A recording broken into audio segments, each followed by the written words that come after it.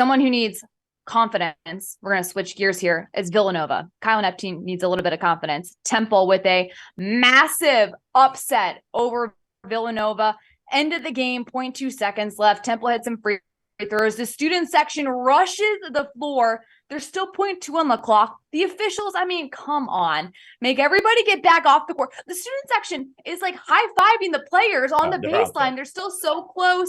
Kyle Neptune calls a timeout. And you love this, Dauster. You love the move. You're down 4 now. 0.2 seconds left. He calls a timeout. Take it from there. It's elite levels of petty to do something like that, right? You know the students are standing right under the basket. You know all you have to – the game's over, right? You know that you've lost. To call a timeout and make them wait that much longer is just – it's so perfect. I love it so much. I do think it's really interesting, though, the dynamic in Philadelphia basketball right now, because this is the first time since 2018 that Villanova has lost a game, lost a Big Five game. The last time they lost was to Penn at the Palestra the year after they won the 2018 title. This is the first time that they've lost to Temple since I think 2012, right? It's been a decade since they lost to them. Yeah. Normally they just run roughshod over everybody else in that city and everybody else in that Big Five rivalry. And I think it says something about what this Villanova team is, right? Are they should we be scared of them at this point? I know they don't have Cam Whitmore. I know they don't have Justin Moore right now. But this is the team. Their entire offense tonight was getting guys in post-ups. That's literally all they did, whether it was Caleb Daniels or Brandon Slater or Eric Dixon or Chris Archidiakono. Like, they had just guys dribbling into post-ups. How many games are you going to win? They shot 7 threes. 7 threes in an entire game. Villanova did. And they shot almost 1,000 threes last season throughout the whole season to that point.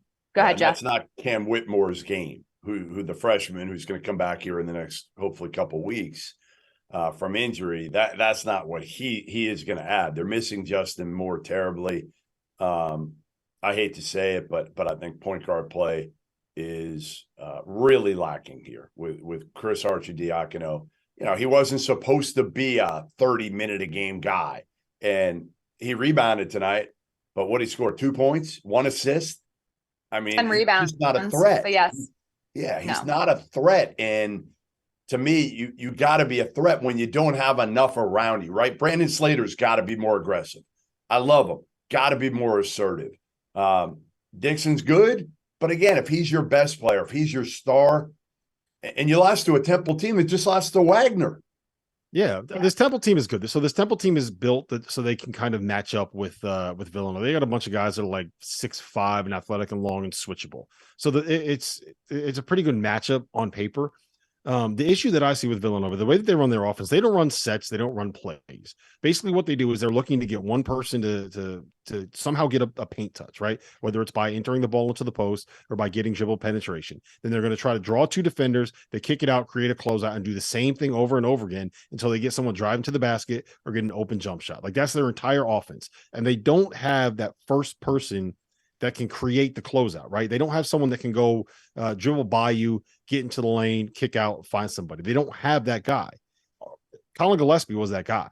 Jalen Brunson was that guy. Ryan Archidiakono was that guy. They don't have that guy.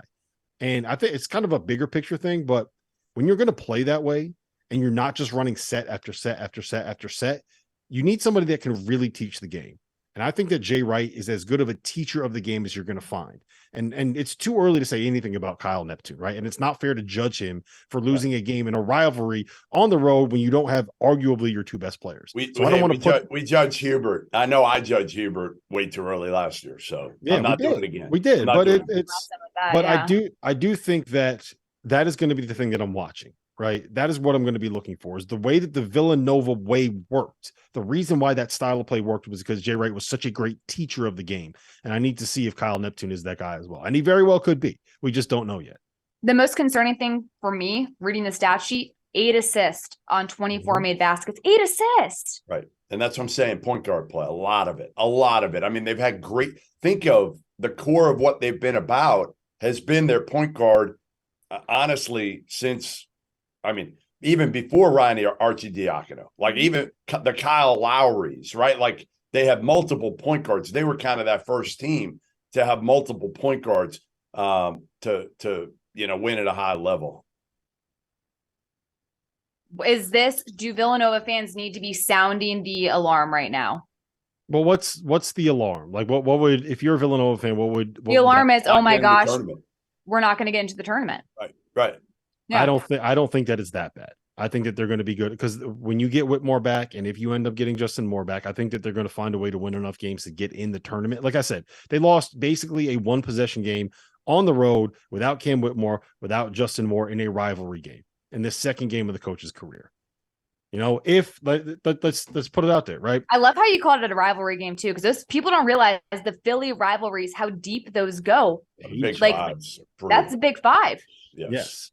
And they want to beat Villanova so bad because Villanova's Villanova, right? Like that's the biggest game. But also, I'm just going to throw it out there on Villanova's last possession. Caleb Daniels is supposed to sum it up. A dude flops. He's laying on the ground. Caleb Daniels has a layup right there at the rim. He almost landed. I think he was afraid of landing on him. Yes, that's a foul. You got to call that foul. If you flop and you're right there and you're interrupting the play like that, that is a foul. You got to call that foul. If they call that foul, maybe the game ends differently. So that's the margins that we're dealing with here. So I'm not going to overreact to it. What else? Hey, you know what else? Big picture of this. How much does this impact the Big East? Has been so good, largely because of Villanova, right? You're getting that big resume win. You're potentially taking that away right now. If they're not as good this year, Big East's been, 6 bids. It's deep enough. How much can this affect the Big East this year if Villanova doesn't produce in the preseason or early season as it has every year lately? Well, they got Creighton still, so there's going to be a top 5. There's going to be a really good team in the conference. I'm not worried about that. All right. You like how I said Creighton and not UConn, Jeff? Well, yeah, I mean, UConn's not there yet. UConn. Hey, UConn's they're 2-0. They're 2-0, and they covered twice. Dama had 27 to 15 tonight.